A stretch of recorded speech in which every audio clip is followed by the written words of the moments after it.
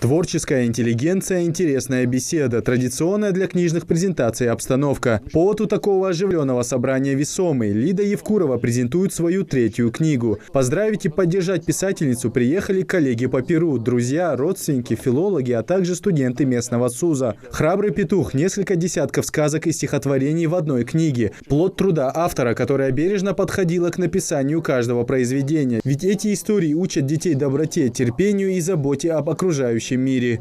В книгу вошли 15 детских рассказов. Эти рассказы годами печатались в журнале «Силат». Затем эти рассказы были избраны, и они вошли в детскую антологию народов России. Очень поучительные рассказы, интересные, где ребенок и даже взрослый может найти для себя что-то интересное и поучительное. Многим лишь предстоит познакомиться с новыми произведениями автора, а вот литературный критик Хаваш Накостоев уже успел сделать это в числе первых. Детская книга, в которой поднимаются насущные темы для самых маленьких на доступном языке. Труд, заслуживающий уважения, считает критик. Xo'z ardaqqa kinchkidi, xo'z yozuvnish xozdi, susovu surtuch xozdi, terjimcha dikdat, diyachu. Birishti, diyesh attı xuddoluş, sen diyesh haşt xuddoluş, keşte kinçdir. O kinçkadi qit dutsirdi. Laçik dutsirdi, birishti ana has masalay alçı, ya ige hallaşdalı, кинчка чин мейр боролях дуцер борбар предложений марят. Сабады алемати бириште сукаты чучагы сакерды хуболыш хамажды сутырдырыш.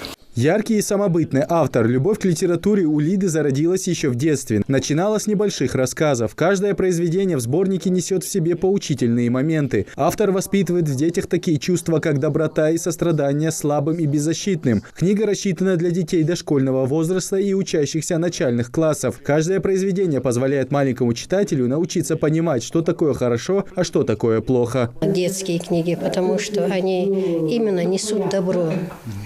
Дети они должны расти в духе патриотизма, в духе доброты, чтобы они всегда, чтобы они окружали все живое, чтобы они заботились, охраняли все живое, чтобы они не росли злыми, а наоборот добрыми и порядочными.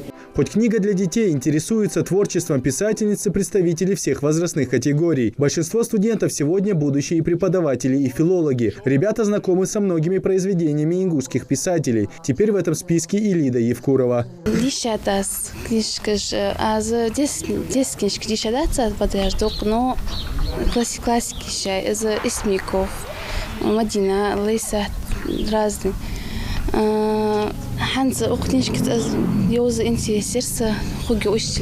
Послушав то, что говорят сейчас на презентации, лично думаю, что несколько книг можно прочитать именно, узнать, какое творчество именно ингушское. В свет вышло 500 экземпляров книги, которая скоро появится на полках библиотек республики и будет доступна не только научному обществу, но и широкой детской читательской аудитории. У писательницы еще много идей, которые в скором времени она надеется воплотить в жизнь. Идрис Ижиев, Асхаб Белакиев, Новости 24.